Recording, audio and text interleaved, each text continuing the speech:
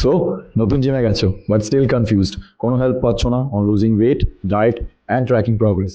সব কিছু clear and science based answer এই ভিডিওটাতেই দিচ্ছি। Okay, question number 1, weight loss করার জন্য বেস্ট এক্সারসাইজগুলো কি? অনেকবার বলেছি আগে, আবারও বলছি, ওয়েট লসের জন্য কোনো স্পেসিফিক একটা বেস্ট ওয়ার্কআউট হয়। সায়েন্টিফিক্যালি যদি বলি, ওয়েট লস ফান্ডামেন্টালি ডিপেন্ড করে এনার্জি ব্যালেন্সের ওপর। তুমি যত ক্যালোরি খাচ্ছ তার থেকে বেশি ক্যালোরি তোমাকে খরচ করতে হবে। এক্সারসাইজের কথা বলতে হলে আমি এই ক্যালোরি এক্সপেন্ডিচারটাকে ইনক্রিজ করার জন্য অলওয়েজ ছেলে মেয়েদের চেষ্টা করি হাই ইন্টেন্সিটি ফাংশনাল ট্রেনিংয়ের মধ্যে রাখার। আমার simple funda, if you are not functional you are not fit. Okay, question number 2, ওয়ার্কআউটের আগে অ্যান্ড পরে কী খাবো? Fair enough. ওকে, প্রি ওয়ার্কআউটে কার্ব অ্যান্ড প্রোটিন, ছোট্ট এক্সাম্পল দিচ্ছি, banana with peanut butter. Post ওয়ার্কআউটে lean protein and fast digestive carbs, example grilled chicken with rice.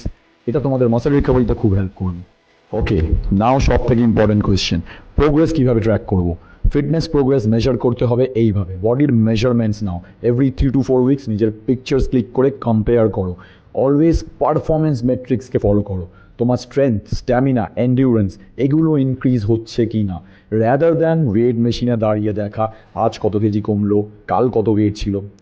ওয়েটের নাম্বার অলওয়েজ চেঞ্জ হতে থাকে, but metrics will never lie to you. So follow the metrics. Remember, consistency is the key. Fitness or science and habit. Keep pushing. দেখা হবে TST ফ্লোরে।